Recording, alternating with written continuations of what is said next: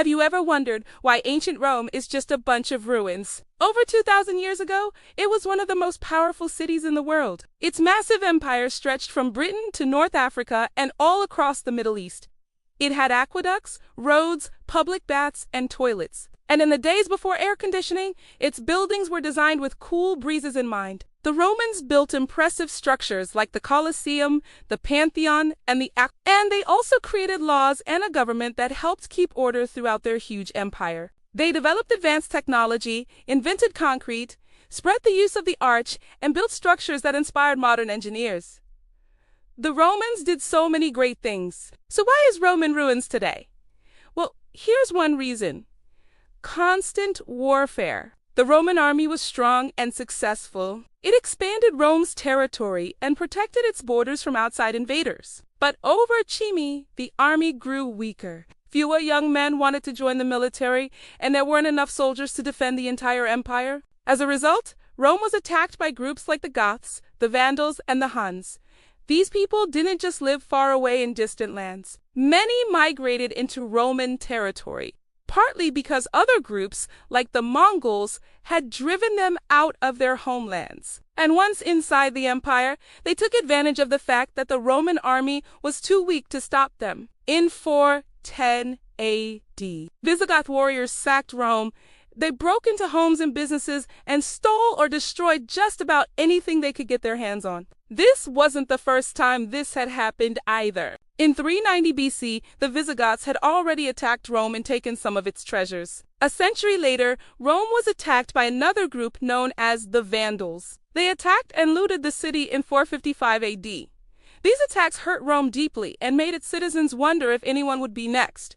But wait, there's more. The last major attack on Rome came from Rome.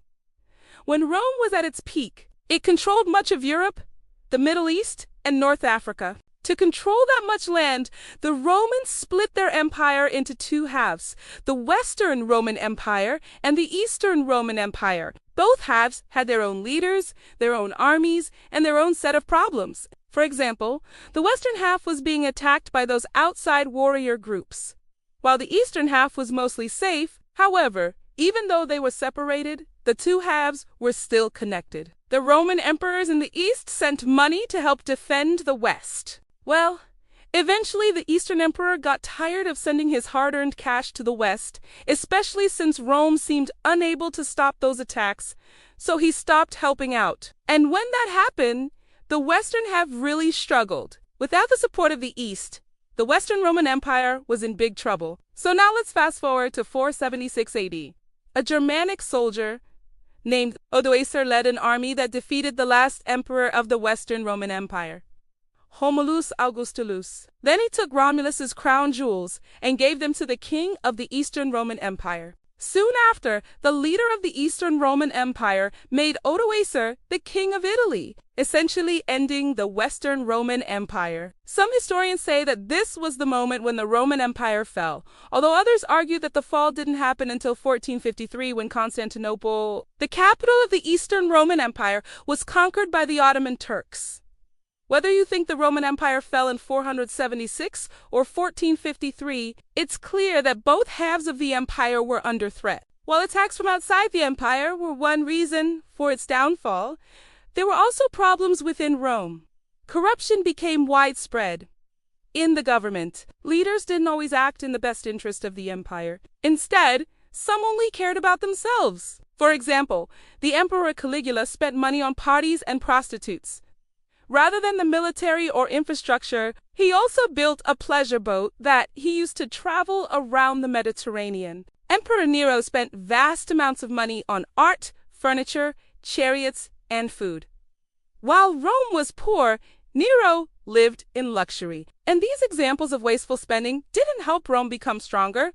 Instead, they contributed to its decline. And that wasn't all. Another problem was the gap between the rich and the poor. Over time, wealthy landowners bought up more and more farms and land. At the same time, the number of poor people increased. They couldn't afford to buy food, so they relied on handouts from the wealthy or the government. When there wasn't enough food to go around, there were riots and revolts.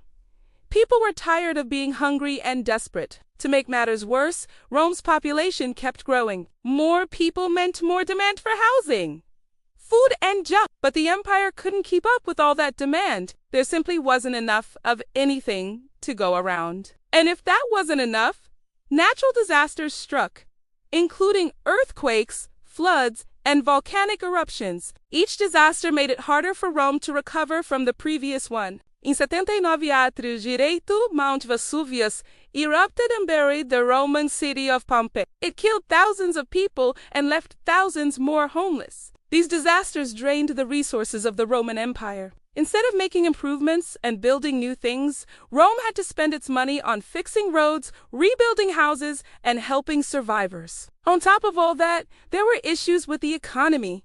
Rome's inflation got out of control. Imagine going to the store and paying $5 for a loaf of bread today. But tomorrow that same loaf of bread costs $10. That's what it was like in Rome.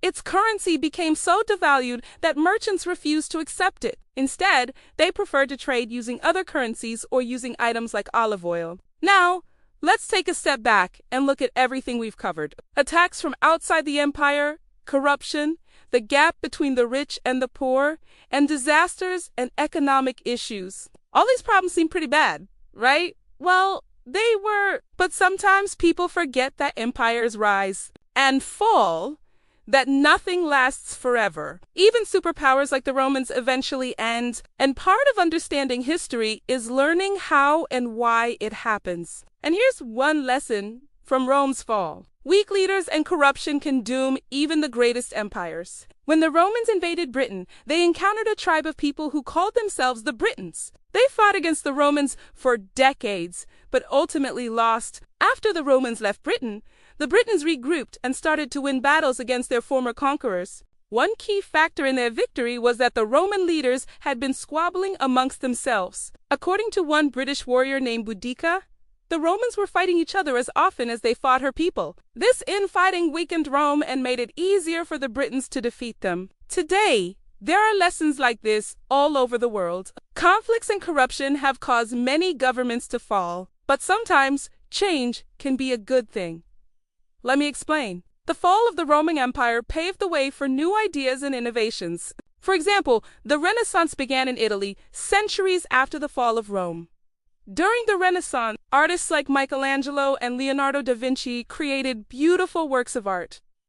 Scientists like Galileo made important discoveries about space, and inventors like Johannes Gutenberg invented the printing press, which helped spread knowledge throughout Europe. The fall of Rome also helped bring about the Reformation. This was a moment in history when people began to question the power of the Catholic Church. Eventually, this questioning led to the establishment of Protestant churches all over Europe. And the fall of Rome also made way for new languages. As different groups of people migrated into Rome, they brought their languages with them. Over time, L'Atla, the language of the Romans, evolved into Romance languages like Spanish, French, and Italian. All of this is to say that the fall of Rome wasn't the end of the world. New things began to grow in its place. And if we learn from history, we can make sure that mistakes of the past aren't repeated in the future. In addition to our series Ancient Rome for Kids, we have lots of other fun educational videos for kids on our channel. Watch and learn about amazing animals,